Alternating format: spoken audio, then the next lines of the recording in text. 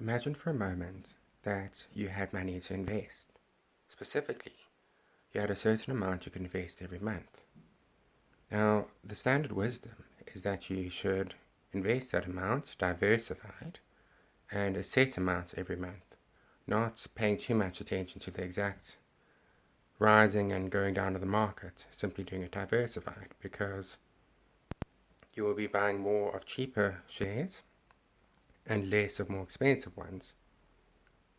And so the more cheaper shares you buy are more likely to increase in value, while the more expensive shares, which you buy less of, you're automatically doing that. And if you were thinking through investing, you would be buying more of the shares which are more likely to go up and less of those which are more likely to go down. And so overall it balances out, especially if the market is a rising market. At least that's the common wisdom.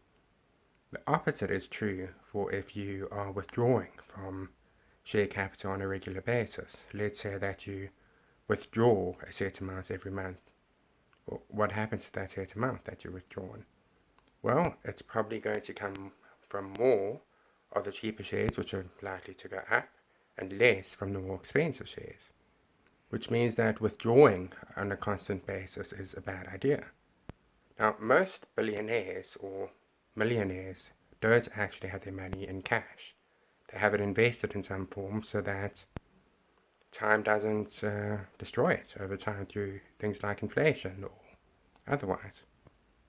And so how do they deal with that? Well, they get loans from a bank based on their capital. Whether it is invested in buildings or invested in something else, they don't really have that much liquid money. At least most of the wealthy people in the world don't. They do have the equivalent of that money, which they can put up as security. And so that's how they do it. And it prevents them from withdrawing too much and from losing out on their investments, because they continue in the game. They have their cards on the table and they don't take them off the table, but they're also allowed to pretend they took their cards off the table by actually taking out loans based on what they still have on the table.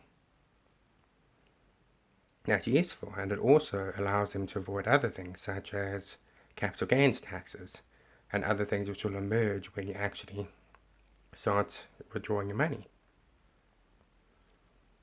So overall, it's often a good idea for them to do that.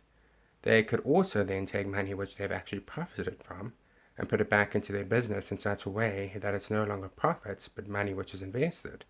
And often in certain jurisdictions, the money which you're paying on those loans that you've taken out, you can also deduct as an expense. So overall, you have a situation where someone can be very wealthy, but they don't look very wealthy despite that. And they don't look very wealthy for the purpose of taxes. And it's clever accounting by doing that gets around that. So you often will have that sort of case emerging. Now, if you look at President Donald Trump of America, his tax liability apparently, according to the New York Times, was about $750 per year for several years and nothing for others. Of course, he did in fact pay several $1,000,000 in, because the tax authorities don't just take on face value what you claim in your tax returns. But his tax liability was round about that. Now, Donald Trump has several $1,000,000,000, and even if you take all of the loans he's done, he still has several $1,000,000,000.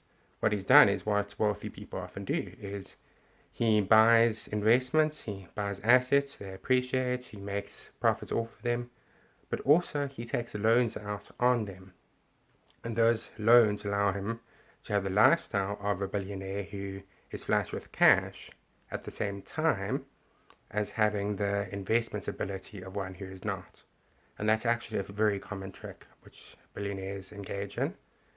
And it's why you have such a low tax liability, or apparent tax liability, of the US president. He still is a multi-billionaire, but, and this is quite important, he does it in a very financially clever way, which allows him to pay minimal taxes and to maintain his investment over the long term.